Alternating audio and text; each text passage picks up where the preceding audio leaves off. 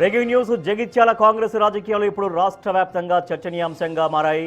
గత కొద్ది రోజులుగా MLA doctor Sanjay Kumar, Congress senior నేత టి జీవన్ రెడ్డిల మధ్య నడుస్తున్న ఆధిపత్య పోరు మున్సిపల్ ఎన్నికల ఫలితాలతో పతాక స్థాయికి చేరింది. ముఖ్యంగా మున్సిపల్ చైర్మన్ పీఠం ఎవరికి దక్కుతుందన్న ఉత్కంఠకు తెరపడినప్పటికీ పార్టీలో మంటలు మాత్రం ఇంకా చల్లారలేదు.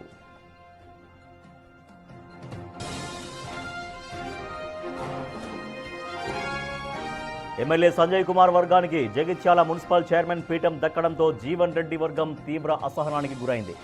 మున్సిపల్ ఎన్నికల టికెట్ల పంపిణీ దగ్గర నుంచి ప్రచారం వరకు ఇద్దరు నేతలు విడివిడిగానే వెళ్లారు. పార్టీ జెండా మోసిన సీనియర్ కార్యకర్తలను కాదని కొత్తగా వచ్చిన వారికి పెద్దపీట వేయడంపై జీవన్ రెడ్డి బహిరంగంగానే తన ఆగ్రహాన్ని వ్యక్తం చేస్తూ వస్తున్నారు.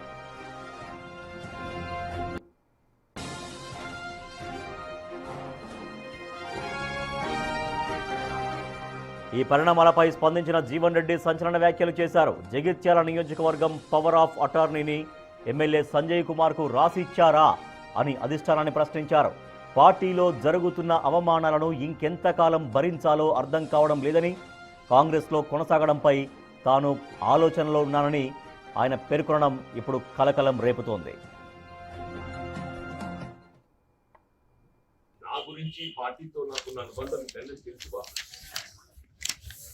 పార్టీలో కొనసాగటం అనేది ఆలోచించుకునే పద్ధతి ఏర్పడుతుందంటూ నేను పార్టీలో కొనసాగడం. ఎందుకంటే ఇవల్ల ఆయన ఊరు వచ్చి మా మీద ఆధిపత్యం చెలాయిస్తా అని చెప్పని మా కాంగ్రెస్ పార్టీ మీద ఆధిపత్యం చెలాయిస్తే, మా కార్యకర్తల మీద అజమాయి చెలాయిస్తే, మా హక్కులు కాజేస్తే, కాంగ్రెస్ కార్యకర్తల యొక్క హక్కులను కాపాడలేక ఏం చేయాలి నేను? రైట్. ఇంకెన్నాళ్ళు ఈ అవమానాలు అంటూ కాంగ్రెస్ పార్టీ సీనియర్ నేత మాజీ మంత్రి జీవన్ రెడ్డి తన ఆవేదనను, ఆగ్రహాన్ని వ్యక్తం చేస్తున్నారు. జగిత్యాల నియోజకవర్గాన్ని ఎమ్మెల్యే సంజయ్ కుమార్కి రాసిచ్చారా, అటార్నీ చేశారా, నియోజకవర్గాన్ని మొత్తం ఆయనకి ఇచ్చారా అంటూ తమ కాంగ్రెస్ పార్టీ అధిష్టానాన్ని ప్రశ్నిస్తూ ఉన్నారు. సో వేరే పార్టీ నుంచి వచ్చినటువంటి వ్యక్తి పెత్తనం ఏంటి అంటూ ప్రశ్నిస్తున్నారు. అసలు కాంగ్రెస్ పార్టీలో కొనసాగాల వద్దా అన్నటువంటి ఒక మీమాంసలో తానున్నట్టుగా, ఆ ఆలోచన పునరాలోచనలో ఉన్నట్టుగా జీవన్ రెడ్డి తన అసంతృప్తిని వ్యక్తం చేశారు. మా ప్రతినిధి శ్రీనివాస్ మరింత సమాచారం అందిస్తారు. శ్రీనివాస్, మున్సిపల్ ఎన్నికల్లో ఉన్నటువంటి ఆ విభేదాలు, జీవన్ రెడ్డి వర్సెస్ సంజయ్ కుమార్, ఆ విభేదాలు తారస్థాయికి చేరాయి. ఇప్పుడు మున్సిపల్ పీఠం కూడా సంజయ్ వర్గానికి దక్కడంతో జీవన్ రెడ్డి మరింతగా అసంతృప్తి వ్యక్తం చేస్తున్నారు. సో ఆ పరిణామాలు ఏం చెప్తున్నాయి? జీవన్ రెడ్డి కాంగ్రెస్ నుంచి దాదాపుగా బయటకు వచ్చే పరిస్థితులే కనపడుతున్నాయా?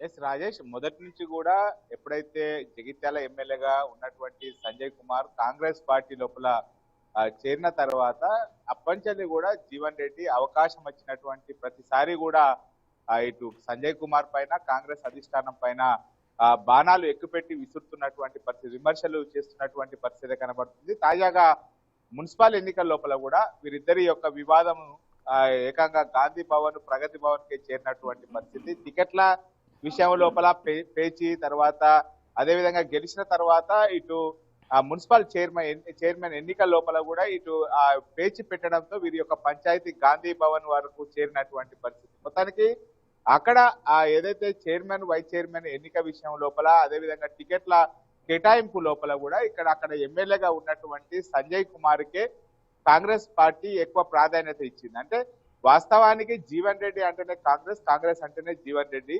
ఉమ్మడి కరీంనగర్ జిల్లా వ్యాప్తంగా ఒకప్పుడు కూడా జీవన్ రెడ్డి మొత్తం కాంగ్రెస్ పార్టీని శాసించిన వ్యక్తి. ఆ బీఆర్ఎస్ పార్టీకి మొత్తం అనుకూల పవనాలు వీసినా కానీ అప్పుడు ఎమ్మెల్యే గెలిచాడు, తర్వాత ఎమ్మెల్సీగా గెలిచాడు. కాంగ్రెస్ పార్టీ వేవ్ అనేటువంటిది వాస్తవానికి ఉమ్మడి కరీంనగర్ జిల్లా లోపల జీవన్ రెడ్డి ద్వారానే ఉన్నది. కానీ ఇప్పుడు జీవన్ రెడ్డి నిజంగా ఒకంత అసహనానికి చాలా మదన పడుతున్నటువంటి పరిస్థితి కనబడుతున్నది. ఎందుకంటే అక్కడ జీవన్ రెడ్డి ఇటు వయసు మీరిపోవడము, కాంగ్రెస్ పార్టీ అధిష్టానం కూడా ఇటు బీఆర్ఎస్ నుంచి వచ్చినటువంటి సంజయ్ కుమార్ ను ప్రోత్సహించడంతో జీవన్ రెడ్డి ఇప్పుడు ప్రస్తుతం వెనుక గొయ్యిలాగా తయారైనటువంటి పరిస్థితి కనబడుతుంది. అయితే నిన్న ఏదైతే మున్సిపల్ ఎన్నికలు ముగిసిన తర్వాత చైర్మన్, వైస్ చైర్మన్ ఇటు ఎన్నికలు సమీపించి ఎన్నుకున్న తర్వాత కూడా మళ్ళీ సాయంత్రం మీడియా సమావేశం పెట్టి మళ్ళీ విధంగానే ఎప్పుడు విమర్శలు చేసే విధంగానే మళ్ళీ సంజయ్ కుమార్ తో పాటుగా కాంగ్రెస్ అధిష్టానం పైన విమర్శలు చేసినటువంటి పరిస్థితి. జగిత్యాల నియోజకవర్గానికి Sanjay Kumar power of attorney ఇచ్చారు. అతడు పార్టీ మారలేదు అని చెప్పి ఇటు స్పీకర్ చెప్పినా గానీ కాంగ్రెస్ పార్టీతో సంసారం చేస్తున్నాడు అని చెప్పి ఘాటు వ్యాఖ్యలు చేసినటువంటి పరిస్థితి అయితే కనబడుతుంది. దీనివల్ల ఇక్కడ జగిత్యాల నియోజకవర్గం లోపల కార్యకర్తలు మొత్తం కూడా అయోమయానికి గురవుతున్నటువంటి పరిస్థితి. కార్యకర్తల మనోభావాలను కూడా గౌరవించాలని చెప్తున్నటువంటి మొదటి నుంచి కూడా జీవన్ రెడ్డి చెప్పినట్టుగానే కాంగ్రెస్ పార్టీ జెండా మోసిన వారికే పదవులు దక్కాలన్నారు. అదేవిధంగా కూడా ఆ కాంగ్రెస్ పార్టీ జెండా మోసిన వారికే పదవులు వచ్చాయి. కానీ ఇక్కడ సంజయ్ కుమార్ వర్గానికి చైర్మన్, వైస్ చైర్మన్ పదవులు రావడం శ్రీనివాస్ ఇప్పుడు అయితే ఇంత తారాస్థాయికి ఇంత బహిరంగంగా వాళ్ళ ఇద్దరి మధ్య ఉన్నటువంటి ఆ గొడవలు బయటపడుతున్నప్పటికీ, నేరుగా అధిష్టానాన్ని జీవన్ రెడ్డి ప్రశ్నిస్తున్నప్పటికీ, ఇంకా ఎంతకాలం ఈ అవమానాలు భరించాలని తన వేదన చెప్తున్నప్పటికీ అధిష్టానం నేరుగా మరోసారి రంగంలోకి దిగి వాళ్ళిద్దరిని సెట్ చేసేటువంటి పరిస్థితులు ఏమన్నా కనిపించట్లేదా? వాస్తవానికి జీవన్ రెడ్డి సంజయ్ కుమార్ ఎప్పుడైతే పార్టీ మారి కాంగ్రెస్ పార్టీలో చేరిన తర్వాత జీవన్ రెడ్డి అల్కబూనినటువంటి నేపథ్యం లోపల, కాంగ్రెస్ పైన విమర్శలు చేసినటువంటి ఆ నేపథ్యం లోపల, అప్పుడు ఆ సమయం లోపల ఇటు మంత్రులు కానీ తర్వాత అక్కడ ఉన్నటువంటి జిల్లా అధ్యక్షులు కానీ బుజ్జగించేటువంటి ప్రయత్నం చేశారు. ఏకంగా హైదరాబాద్ నుంచి కాంగ్రెస్ అధిష్టానం జీవన్ రెడ్డికి వచ్చి బుజ్జగింపుల పర్వం మొదలు పెట్టారు. కానీ రాను రాను దాదాపు ఏడాది ముగిసేసరికి జీవన్ రెడ్డి ఎన్ని విమర్శలు చేసినా, ఎంత ఘాటు విమర్శలు చేసినా కానీ కనీసం ఆ కాంగ్రెస్ అధిష్టానము జీవన్ రెడ్డి యొక్క విమర్శలను పట్టించుకునేటువంటి పరిస్థితులు లేదు. అంటే ఈ లెక్కన మనకి ఇక్కడ సంజయ్ కుమార్ కు ఎక్కువ ప్రయారిటీ ఇస్తున్నారని చెప్పి అర్థమైనటువంటి పరిస్థితి. ఎందుకంటే జీవన్ రెడ్డి ఇటు ఎమ్మెల్యే ఎన్నికల్లో ఓడిపోయాడు, అదే విధంగా ఎంపీ ఎన్నికల్లో ఓడిపోయాడు. జీవన్ రెడ్డి వయసు మీరిపోవడంతో ఇప్పుడు కొత్త నాయకత్వం ఖచ్చితంగా కాంగ్రెస్ పార్టీకి అవసరం ఉన్నటువంటి పరిస్థితి. ఇక్కడ వాస్తవానికి ఈ మున్సిపల్ ఎన్నికల లోపల కాంగ్రెస్ పార్టీ బలంగా ఉంది. వీళ్ళిద్దరు కొట్లాడుకున్నా కానీ అక్కడ కాంగ్రెస్ పార్టీ గెలిచింది. ఈ నేపథ్యం లోపల కూడా సంజయ్ కుమార్ కి ఎక్కువ పవర్ ఇచ్చినటువంటి నేపథ్యం లోపల ఈ విషయాన్ని జీవన్ రెడ్డి జీర్ణించుకోలేకపోవడం, ఇప్పుడు నిన్న మీడియా సమావేశం పెట్టి కూడా పవర్ ఆఫ్ అటార్నీ ఏకంగా జగిత్యాల నియోజకవర్గాన్ని సంజయ్ కుమార్ కి రాసిచ్చాడు. తనకు నిత్యం వేధింపులు ఎక్కువ అవుతున్నది అని చెప్పి మదన పడుతూ కూడా ఒక మీడియా సమావేశం పెట్టడంతో ఆ జీవన్ రెడ్డి యొక్క వాళ్ళ నెక్స్ట్ స్టెప్ ఏ విధంగా ఉంటుంది అనేది మరొకసారి ఇటు చర్చనీయాంశంగా మారింది. కానీ జీవన్ రెడ్డి పార్టీ మారే ప్రసక్తి లేదు.